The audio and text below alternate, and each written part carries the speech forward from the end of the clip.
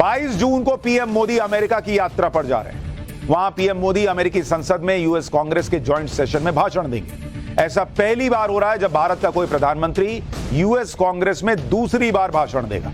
इससे पहले पीएम मोदी ने 2016 में भी कांग्रेस को एड्रेस किया था। यह पीएम मोदी समेत हर हिंदुस्तानी के लिए गर्व की बात है कि दुनिया की सबसे बड़ी महाशक्ति कहे जाने वाले देश अमेरिका में भारत के प्रधानमंत्री का जॉइंट भाषण होगा, जॉइंट सेशन में भाषण होगा।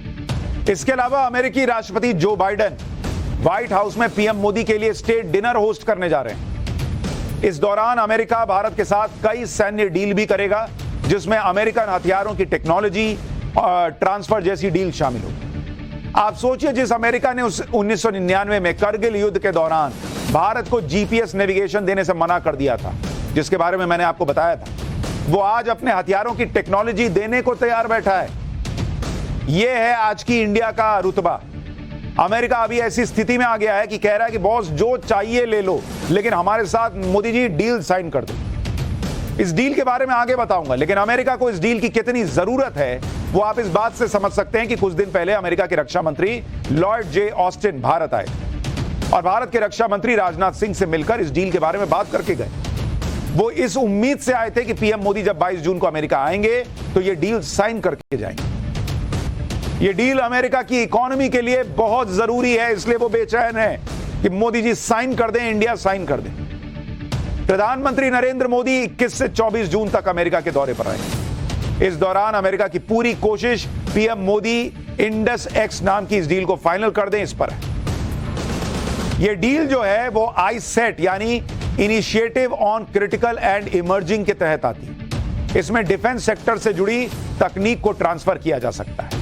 इस डील में सबसे ज्यादा चर्चा फाइटर जेट में इस्तेमाल होने वाले GE 414 जेट इंजन की।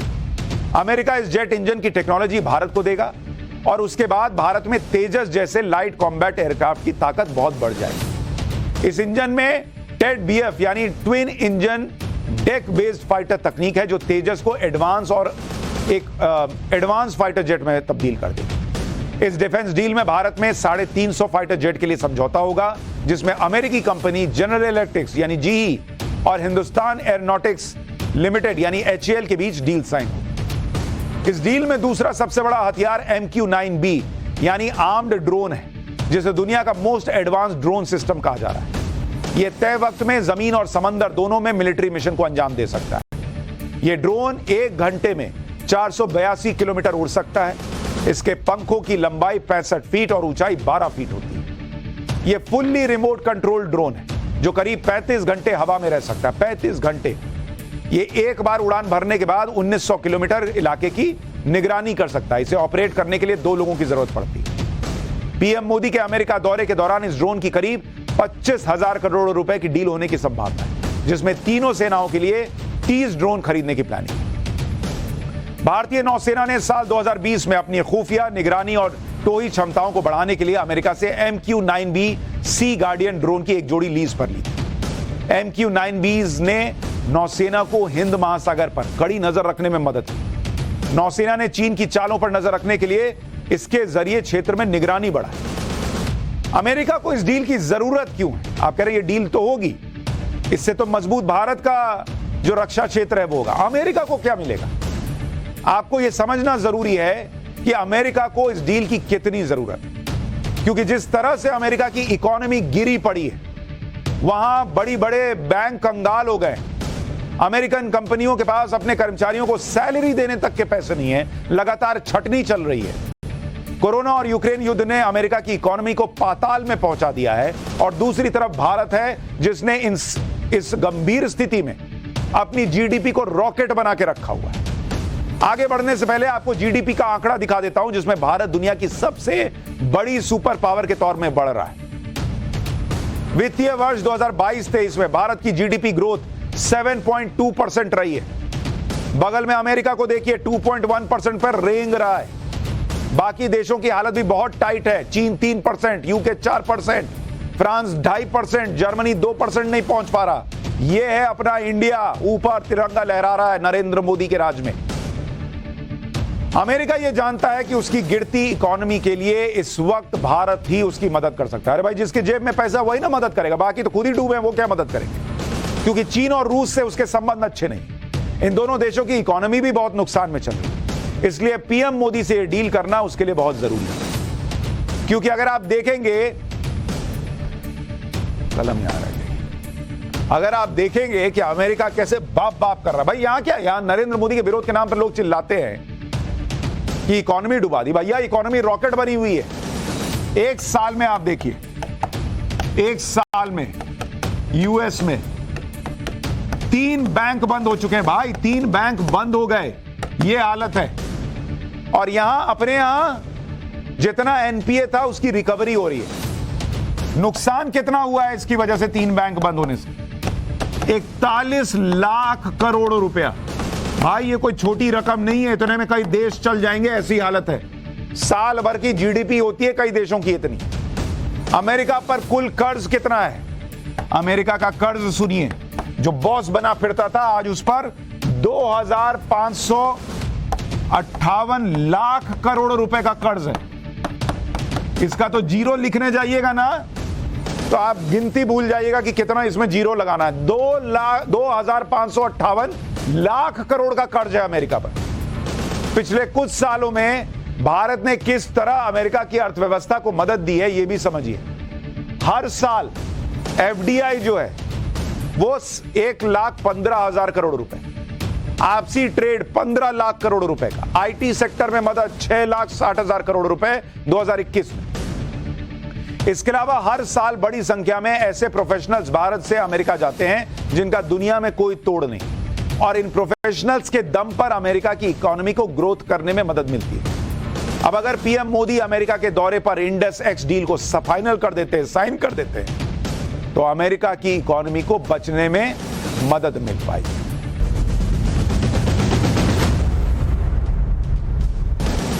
उत्तर प्रदेश के मुख्यमंत्री योगी आदित्यनाथ जो भी करते हैं बॉस डंके की चोट पे करते हैं। जो कहते हैं वो डंके की चोट पे कहते हैं। चाहे वो माफिया के खिलाफ अभियान हो, दंगाइयों की तस्वीर चौराहों पर लगाना हो, या फिर सरकारी संपत्ति को नुकसान करने वालों से वसूली करना हो। एजेंडाधारी मेंढक की तरह फुदकते रह जाएं, लेकिन योगी आदित्यनाथ को फर्क नहीं पड़ता बॉस। उनको लगता है कि कानून व्यवस्था के हिसाब से ठीक है तो टाल ठोक के करते हैं।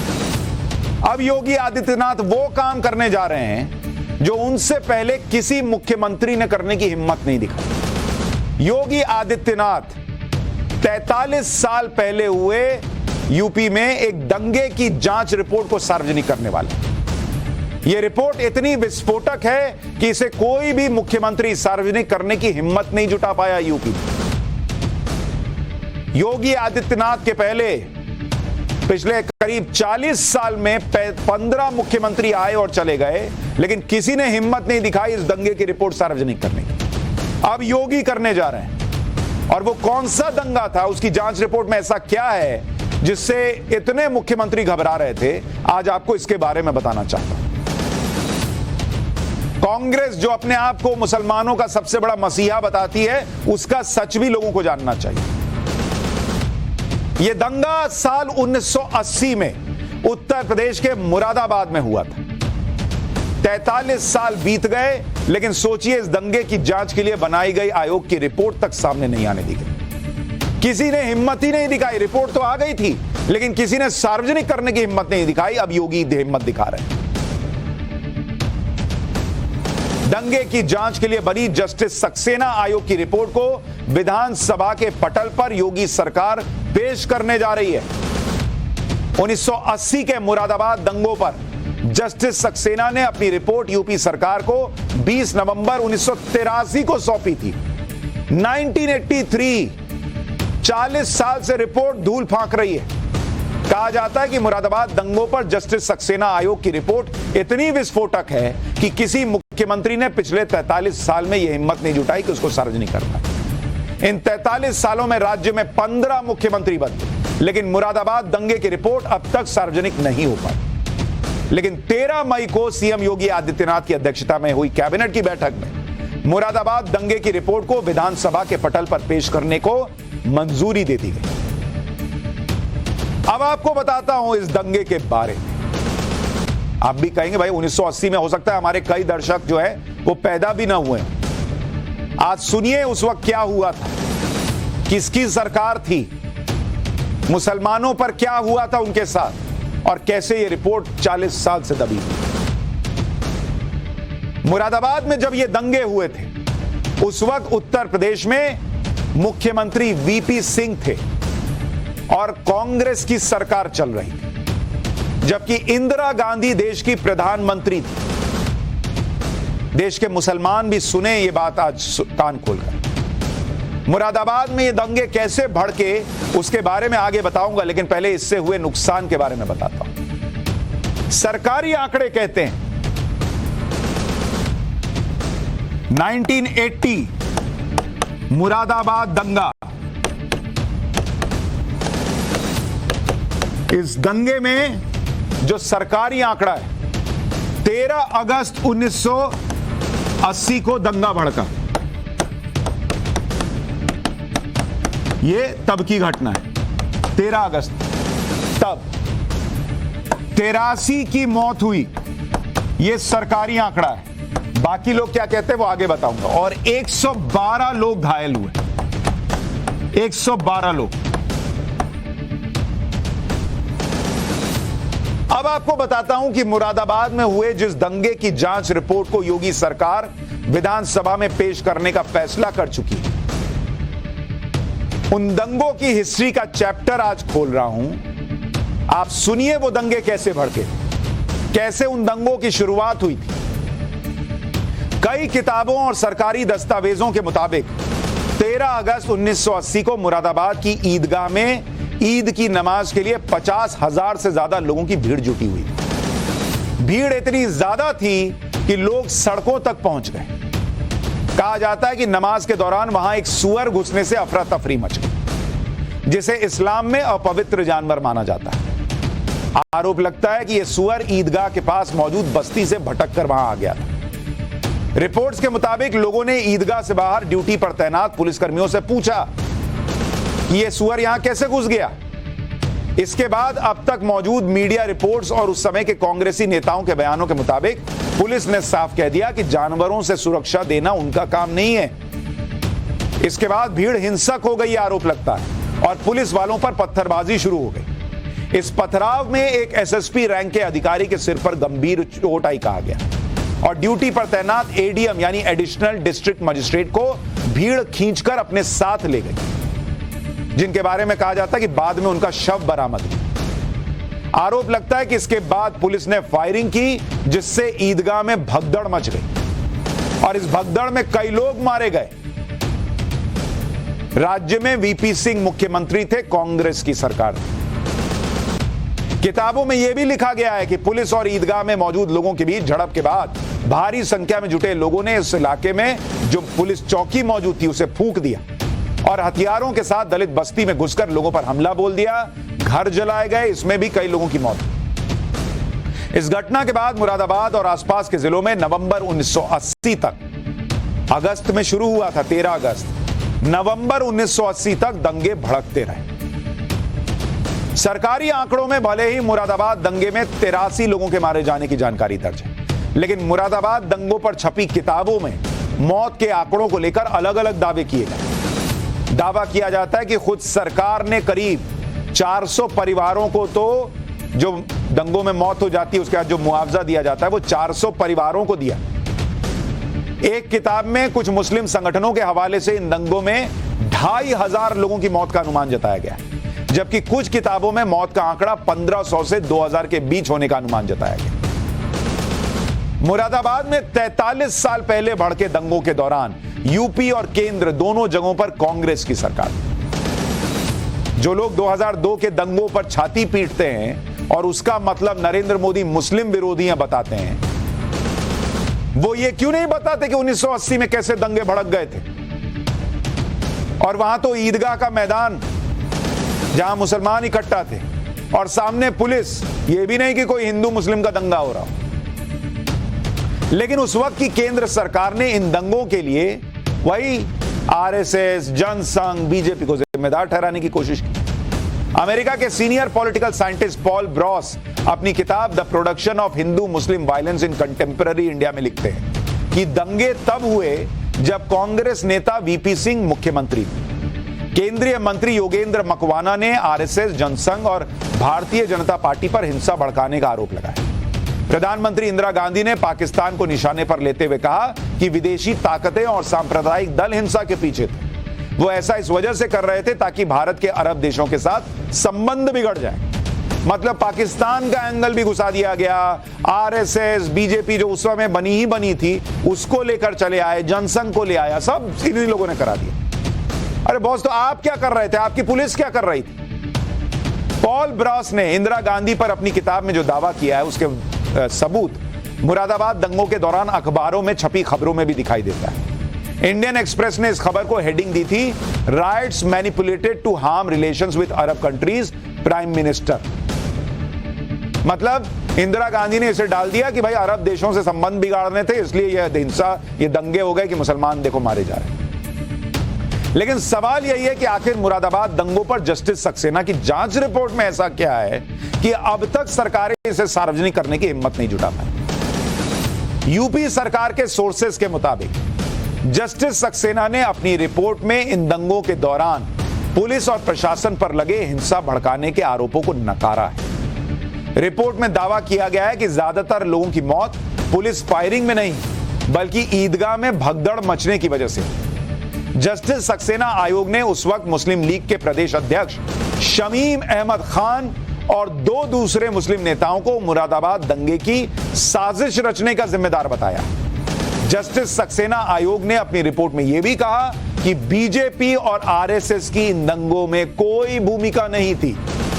इसके साथ ही जस्टिस सक्सेना आयोग ने रिपोर्ट में यह भी कहा कि राजनीतिक दल मुसलमानों को अपना वोट बैंक मानना बंद कर दें और यह सुनिश्चित करें कि दंगों के लिए दोषी साबित होने वालों पर सख्त कार्रवाई की जाएगी। यानी वो एक तरह से इशारा कर रहे हैं कि जिस आरएसएस, बीजेपी, इन लोगों को फंसाने का प्रयास हुआ वो छोड़िए और जो असली कल्प्रिट है उनका धर्म मत देखिए, क्योंकि वो आपको अपना वोट बैंक नजर आता है। दरअसल मुरादाबाद के जिस इलाके में दंगे भड़के उस इलाके में मुस्लिम और दलित समुदाय के बीच पहले से तनातनी चल रही थी। जिस ईदगाह में नमाज के दौरान दंगों की शुरुआत हुई उसके पास में ही दलितों और मुसलमानों की अलग अलग बस्तियां हैं। दंगों से करीब 6 महीने पहले मार्च 1980 में एक दलित लड़की के किडनैपिंग को लेकर दलित और मुस्लिम समुदाय आमने सामने आ गए थे। बाद में लड़की को छुड़ाकर उसके किडनैपर को गिरफ्तार कर लिया गया। लेकिन जुलाई 1980 में उस दलित लड़की की शादी के दौरान कुछ मुसलमानों ने मस्जिद के पास म्यूजिक की तेज आवाज का विरोध कर हंगामा शुरू कर दिया, जिसके बाद दोनों गुटों में हिंसक झड़प शुरू हो गई। हालांकि किसी तरह विवाद को सुलझा लिया गया। आरोप यह भी है कि इस तनाव का राजनीतिक फायदा उठाने के लिए कुछ लोगों ने दंगे भड़काने की साजिश रची। लेकिन जो भी सच है वो सच कितना कड़वा और कठोर होगा कि आप सोचिए। 40 साल से रिपोर्ट की फाइल टेबल पर पड़ी हुई है और दुनिया को जानने नहीं दिया जा रहा कि सच क्या सामने आए। अब योगी आदित्यनाथ दुनिया को बताने जा रहे हैं कि मुरादाबाद में दंगों में क्या हुआ।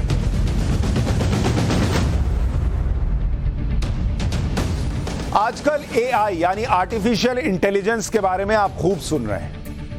चैट जीपीटी जैसे आर्टिफिशियल इंटेलिजेंस के टूल के बारे में पाठशाला में मैंने आपको बताया था।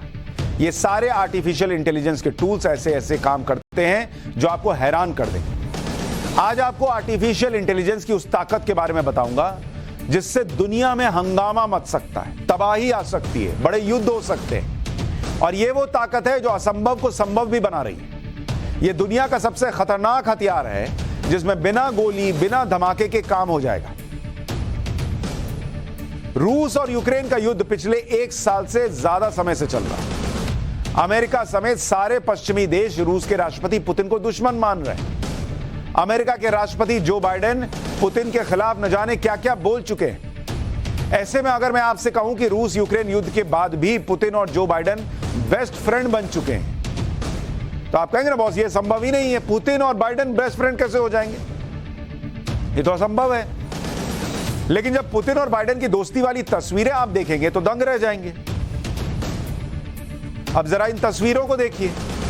पुतिन और बाइडेन किचन में खड़े दिख रहे हैं, दोनों हंस रहे हैं, दोनों नेता किचन में कुछ पका रहे हैं। एक दूसरे से हंसी ठट्टा कर रहे हैं, मजाक चल रहा है, प्लेट में खाना लेकर बातें कर रहे हैं। खास तौर पर पुतिन जो शेफ हैट लगाकर खाने को बनाते भी दिख रहे हैं। दोनों नेता प्लेट से कुछ खाते हुए भी दिख रहे हैं। अब बॉस अगर ये तस्वीर कोई देखे, जरा एक बार फुल फ्रेम डालिए ये तस्वीरें, इसको अगर जेलेंस्की देख ले तो उसको हार्ट अटैक आ जाए कि बॉस ये चल क्या रहा है। ये पुतिन और बाइडेन जो है वो किचन में अपना खाना पका रहे हैं और मेरे लोग और मेरा देश जो है वो धमाकों के बीच पका जा रहा है। इन दोनों के बीच क्या पक रहा है? ये दोनों कर क्या रहे? चोरी छुपे खाना बना रहे हैं। इन तस्वीरों को देखकर क्या कोई ये कहेगा कि पुतिन और बाइडेन एक दूसरे को फूटी आंख नहीं पसंद करते? जबकि इन तस्वीरों में दोनों ऐसे दिख रहे हैं जैसे पुरानी हिंदी फिल्म में जो कुंभ के मेले में भाई नहीं बिछड़ जाते थे, वैसे दिख रहा है। पुतिन और बाइडेन की दोस्ती की कुछ और तस्वीरें आपको दिखाता हूं।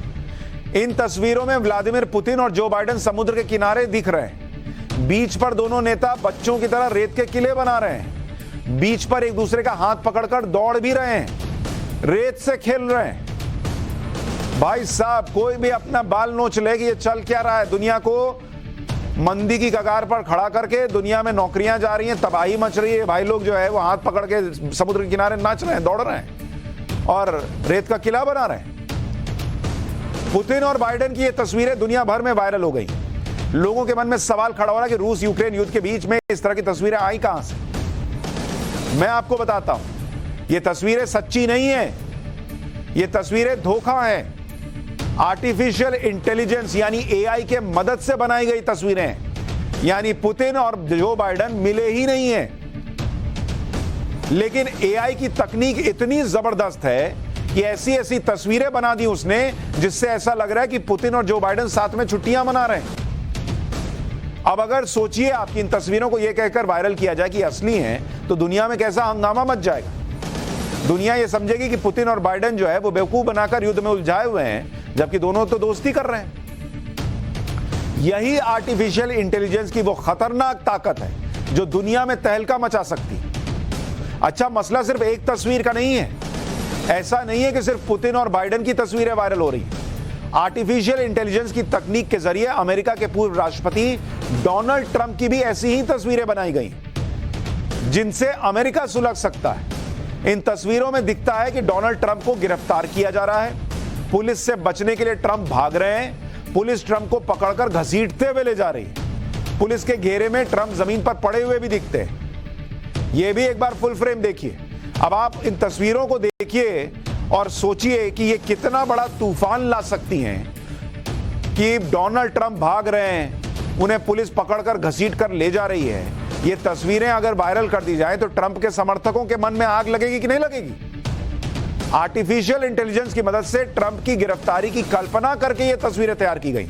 मतलब ये भी फेक तस्वीरें हैं, ये आर्टिफिशियल इंटेलिजेंस से बनाई गई। इन तस्वीरों के जरिए मजाकिया अंदाज में यह बताने की कोशिश की गई कि अगर ट्रंप गिरफ्तार होंगे तो किस तरह से होंगे। अब सोचिए कि अगर ट्रंप समर्थक इन तस्वीरों को असली मान लें तो अमेरिका में क्या से क्या हंगामा ना हो जाए। ट्रंप की गिरफ्तारी की बातें एक स्कैंडल से जुड़ी हैं जिसमें उन पर आरोप है कि उन्होंने कुछ महिलाओं को अपना मुंह बंद रखने के लिए भारी भरकम रकम दी थी। आपको अमेरिका के ही पूर्व राष्ट्रपति बराक ओबामा और जर्मनी की पूर्व चांसलर एंजेला मर्केल की भी कुछ तस्वीरें दिखाता हूं। ये भी एआई से बनी हुई तस्वीरें। अब बताइए, ये तो तलाक करा देने वाली तस्वीरें भाई। इन तस्वीरों में बराक ओबामा और एंजेला मर्केल एक बीच पर भागते हुए साथ में नहाते हुए दिख रहे हैं। पानी में बच्चों की तरह उछलते खेलते दिख रहे हैं। एक दूसरे को गले लगाते दिख रहे हैं। समुद्र किनारे पतंग का आनंद ले रहे हैं, आइसक्रीम खा रहे हैं। बराक ओबामा 2 बार अमेरिका के राष्ट्रपति रह चुके। एंजेला मर्केल 16 साल तक जर्मनी की चांसलर रह चुकी। ये दोनों ही दुनिया के ताकतवर नेताओं में शुमार किए जाते हैं। अब बताइए, इनकी ऐसी तस्वीर डाल दी जैसे बॉलीवुड की फिल्म हो और डिंपल कपाड़िया और ऋषि कपूर दौड़ रहे हैं, साथ में बैठ के आइसक्रीम खा रहे हैं, नाच रहे हैं, एक दूसरे को गले लगा रहे हैं। ये सब भी सारी फर्जी नकली तस्वीरें हैं जो एआई ने बना दी और कोई देखकर कहेगा कि ये नकली हैं। इतनी रियल लग रही हैं। बराक ओबामा और एंजेला मर्केल की कुछ और तस्वीरें भी हैं जिनमें ओबामा और मर्केल बीच किनारे क्वालिटी टाइम बिताते दिख रहे हैं। ये तस्वीरें इंस्टाग्राम पर जूलियन आई आर्ट नाम के अकाउंट से पोस्ट की गई। इन तस्वीरों को भी आर्टिफिशियल इंटेलिजेंस की मदद से तैयार किया गया है और ये असली नहीं है। लेकिन असली से भी असली लग रही।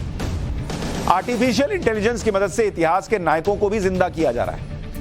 आपको इंस्टाग्राम अकाउंट से पोस्ट की गई कुछ तस्वीरें दिखाता हूं। इन तस्वीरों में दिखाने की कोशिश की गई है कि अगर पुराने जमाने में सेल्फी का चलन होता तो ये बड़े लोग कैसे सेल्फी लेते। जैसे इसमें महात्मा गांधी अपनी सेल्फी लेते दिख रहे हैं और पीछे उनके समर्थक हैं। महात्मा गांधी सेल्फी ले रहे हैं। इसी तरह से संविधान निर्माता भीमराव अंबेडकर की भी सेल्फी एआई की मदद से तैयार की गई। नीले रंग के सूट में अंबेडकर लोगों की भीड़ से घिरे हुए दिखते हैं। मदर टेरेसा की भी एक सेल्फी देखी। इस सेल्फी में मदर टेरेसा नन्स से घिरी हुई है। दुनिया के सबसे महान वैज्ञानिकों में से एक अल्बर्ट आइंस्टाइन की सेल्फी भी एआई की तकनीक से बना ली गई है। इस सेल्फी में आइंस्टाइन के पीछे कुछ लोग दिख रहे हैं। आर्टिफिशियल इंटेलिजेंस की मदद से किसी की भी तस्वीर बनाई जा सकती है और इतनी रियल कि आपको लगेगा ही नहीं कि यह झूठी है। यह तस्वीर क्यूबा की क्रांति के नायक माने जाने वाले चे गवेरा की तस्वीर। लेकिन आप सोचिए कितनी खतरनाक है, कितना बड़ा तूफान आपकी जिंदगी में ला सकती है। कल को जैसे वो ओबामा और एंजेला मर्केल की तस्वीरें हैं, मान लीजिए आपकी तस्वीर आपके किसी फीमेल कलीग के साथ कोई बना के डाल दे एआई से, आपकी बीवी को भेज दे। आपकी बीवी की तस्वीर आपके पति को भेज दे। आपके बच्चे के साथ कुछ हादसा हो गया, ऐसी तस्वीर भेज दे, किसी को हार्ट अटैक आ जाए। तो ये एआई कितना खतरनाक हो सकता है, इन तस्वीरों से आप अंदाजा लगाइए। आर्टिफिशियल इंटेलिजेंस की मदद से ऐसी तस्वीरें कैसे बनाई जाती हैं, इसका प्रोसेस भी आपको बताता हूं, लेकिन इसको इस्तेमाल ना कीजिएगा, इससे बचने के बारे में सोचिएगा। एआई से किसी की मनचाही इमेज बनाने के लिए 4 लेवल पर काम होता है। पहला लेवल, एआई के पास पहले से मौजूद डेटा होता है। दूसरा, फेशियल रिकॉग्निशन सिस्टम होता है। ग्राफिकल इंटेलिजेंस होता है। तीसरा लेवल, एआई को दिया गया इनपुट होता है। और चौथा लेवल, सबको मिलाकर एआई जो है वो आउटपुट तैयार करता है। यानी एआई के पास, आर्टिफिशियल इंटेलिजेंस के पास पहले से की गई प्रोग्रामिंग और पुराने अनुभव रहते हैं, जिसकी वजह से एआई के पास करोड़ों इमेज डेटा और पैटर्न होते हैं। एआई को जब हम मनचाही इमेज बनाने के लिए इनपुट देते हैं, जैसे पुतिन और बाइडेन की साथ में खाना बनाते हुए इमेज, तो एआई अपनी फेशियल रिकॉग्निशन तकनीक से पुतिन और बाइडेन की इमेज खोजता है और उसके बाद एआई अपनी ग्राफिकल इंटेलिजेंस की मदद से इनपुट के अनुसार बाइडेन और पुतिन की इमेज को इस तरह से मिला देता है जिससे लगने लगता है कि यह असली तस्वीर है, और जैसा आप चाहते थे वैसी तस्वीर बनकर निकल कर आ जाती है। तो यह ऐसा नहीं है कि पुतिन और बाइडेन की बन सकती, किसी की भी बन सकती है। एआई की ग्राफिकल प्रोसेसिंग इतनी तगड़ी होती है कि वो रियल इमेज से हूबहू मैच हो जाती है। इस तरह से इमेज बनाने के लिए इंटरनेट पर दर्जनों एआई वेबसाइट मौजूद है। तो एआई के फायदे हैं, लेकिन एआई का खतरा भी बहुत बड़ा है।